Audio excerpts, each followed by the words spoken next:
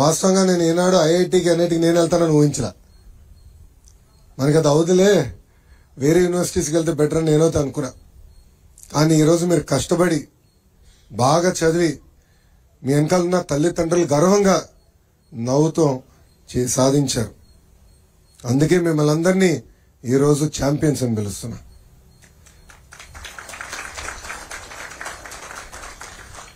నాకు ఛాలెంజ్ అంటే బాగా ఇష్టం. బాబు గారు అంటే చంద్రబాబు నాయుడు గారు గౌరవ ముఖ్యమంత్రి వర్యులు నేను ప్రత్యక్ష రాజకీయాలు పోటీ చేయాలనుకున్నప్పుడు ఈజీ కాన్స్టిట్యున్సీస్ ఉన్నాయి, ఈ నియోజకవర్గాలకు వెళ్ళి నాకు ఈజీ అవుతుంది, నీకు ఈజీ అవుతుందని చెప్పారు. నేను తీసుకోవాలా. ఎప్పుడు గెలవని నియోజకవర్గం నాకు ఇవ్వండి, పోటీ చేస్తా, గెలుచుకుని వస్తానని చెప్పాను. ఆనాడు ఓడిపోయా. 2019లో నేను ఓడిపోయా.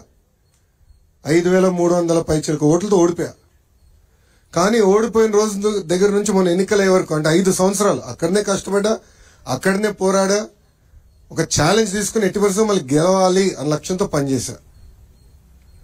నేను విద్యాశాఖ మంత్రి అవుతున్నానని న్యూస్లో వచ్చినప్పుడు ఎంతో మంది నాకు ఫోన్ చేశారు.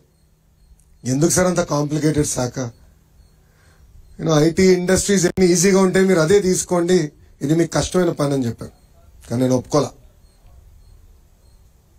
ప్రజల జీవితంలో ఒక మార్పు తీసుకురావాలి, కష్టపడాలి, మనలాంటి యువకులు కీలకమైన శాఖలో ఉండాలి, యువత ఎదుర్కొన్న సమస్యలు నేను నేరుగా తెలుసుకునే పాదయాత్రలో. అందుకే కష్టమైన శాఖ నేను తీసుకుంటాను, ఒక ఛాలెంజ్ గా తీసుకుంటానని ఆనాడు నిర్ణయించా.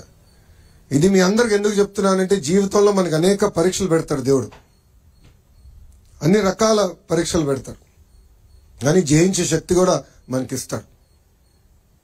కలిసికట్టుగా మనందరం పోరాడితే ఎవ్రీథింగ్ ఇస్ పాసిబుల్. ఈరోజు మన ప్రభుత్వం ఒక లక్ష్యంతో పనిచేస్తుంది. పేదరికం లేని ఆంధ్ర రాష్ట్రం, రాబోయే 5 సంవత్సరాలు 20 లక్షల మందికి ఉద్యోగాలు కల్పించాలనేది ఒక లక్ష్యంగా పెట్టుకున్నాం. నేను ఇతర రాష్ట్ర మంత్రులతో మాట్లాడా, అమెరికాలో ఉన్న లెఫ్టినెంట్ గవర్నర్స్ తో మాట్లాడా. వాళ్ళందరూ ఆశ్చర్యపోతున్నారు, ఇన్ని ఉద్యోగాలు మీరు చేయగలుగుతారా అని, తీసుకురాగలుగుతారా అని. గతంలో తీసుకొచ్చాం, మేము చూపించాం. గతంలో 5 సంవత్సరాల్లో దాదాపు 7 లక్షల ఉద్యోగాలు తీసుకొచ్చాం. సో ఒక లక్ష్యంతో పనిచేస్తున్నాం.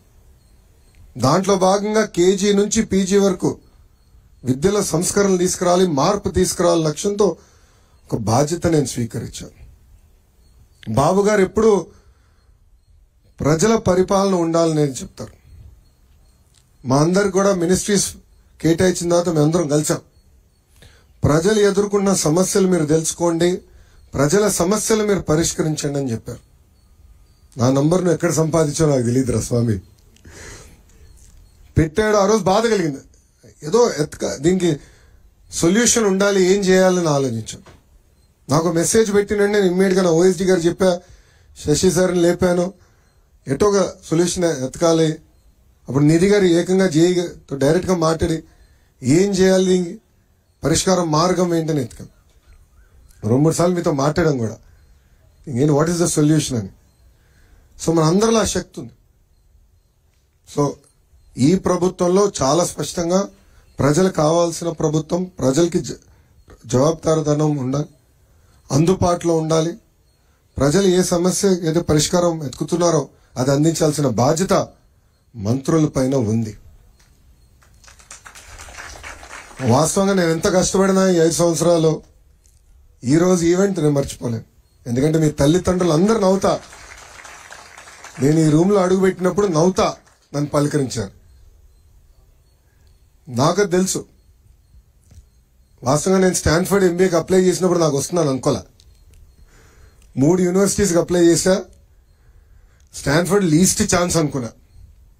కానీ ఎప్పుడైతే నాకు ఇంటర్వ్యూ లెటర్ వచ్చిందో ఇంట్లో చెప్పా, ఇట్లా ఇంటర్వ్యూ లెటర్ వచ్చింది.